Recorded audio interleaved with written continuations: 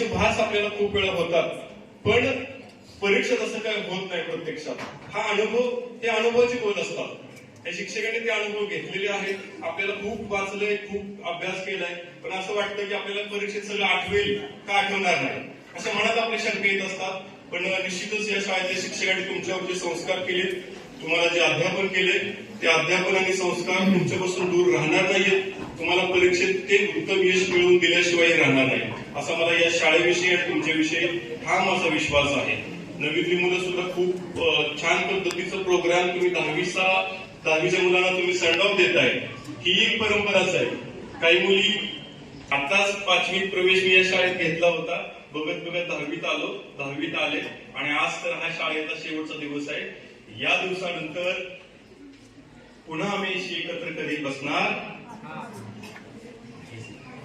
हा खूप दुःखाचाही प्रसंग असतो. या शाळेत केलेली मजा, एकमेकाची केलेली मस्करी, शिक्षकांविषयी व्यक्त केलेलं प्रेम पुन्हा इथं बसून आम्हाला व्यक्त करता येणार नाही. आणि आम्ही जीवनाच्या एका वेगळ्या टप्प्यावरती आता वाटचाल करण्यासाठी तयार झालेलो आहोत. 10वीच्या परीक्षेसाठी तुम्हाला खूप मनापासून मी शुभेच्छा देतो. त्याचबरोबर या संस्थेचं नाव देखील आपल्या सातारा जिल्ह्यामध्ये आहे.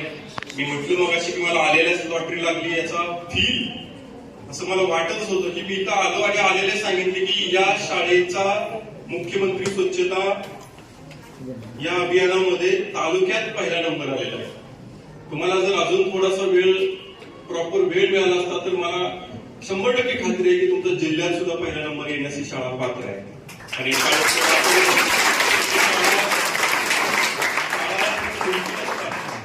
शाळा ही फक्त इमारत नसते. त्या शाळेच्या प्रांगणात पाऊल ठेवल्यानंतर तुमच्यामध्ये शाळेने जे इथं संस्कार, पॉझिटिव्ह वेव्स सोडलेले आहेत ते येणाऱ्या व्यक्तीमध्ये घुसत असतील तर ते शाळेचं यश आहे असं मला वाटतं. इथं आल्यानंतर शाळा तुम्हाला तुमच्यावर छान आती है. आप स्कूल के हो जाते हो, आपके दिल में इस स्कूल के लिए इतना अच्छा और इतना बढ़िया प्यार पैदा होता है की कह नहीं सकते.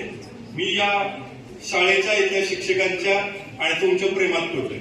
10वीच्या मुलांचं प्रेम वेगळं असेल, माझं प्रेम जरा वेगळं आहे. मला खूप रिस्पेक्ट वाटतो की खूप छान शाळा तुम्ही चालवली आहे तुमच्या. आणि सरांचं आता थोडं शाळेसाठी दुःखही असेल. सरांचा कालावधी कमी राहिलेला आहे, खूप 2 महिने राहिले सरांचे.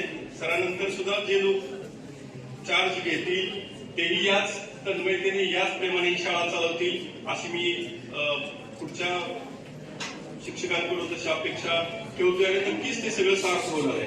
आता मला थोडस 10वीच्या मुलांना एक पुढचे 10 ते 15 मिनिटच बोलणार आहे.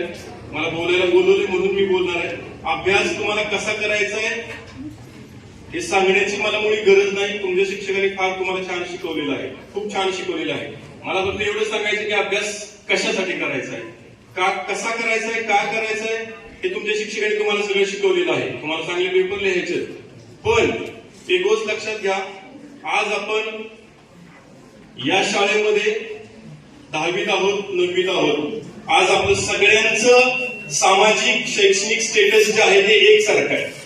9वीतले विद्यार्थी सगळे 9वीतलेच विद्यार्थी आहेत, 10वीतले विद्यार्थी सगळे 10वीतलेच विद्यार्थी आहेत. त्यात उच्च नीच वेगळा असं काही नाहीये.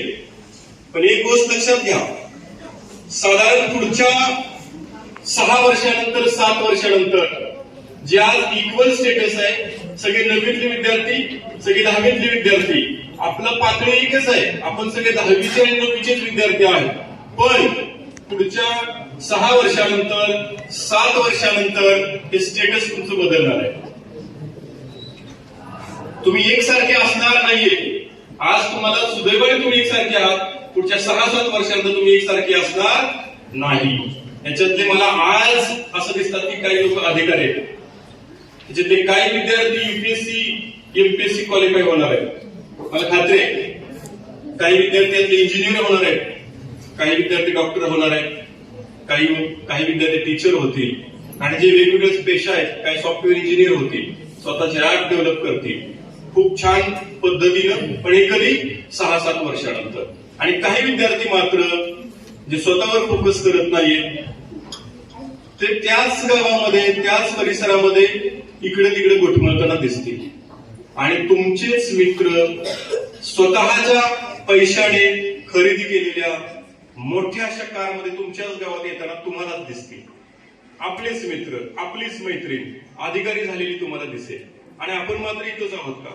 मी बोलतोय त्या अधिकाऱ्यासाठी बोलत नाहीये, मी बोलतोय त्यासाठी की ज्यांच्यामध्ये या भावना राहणार की मी काहीच केलं नाही, मी काहीच झालो नाही.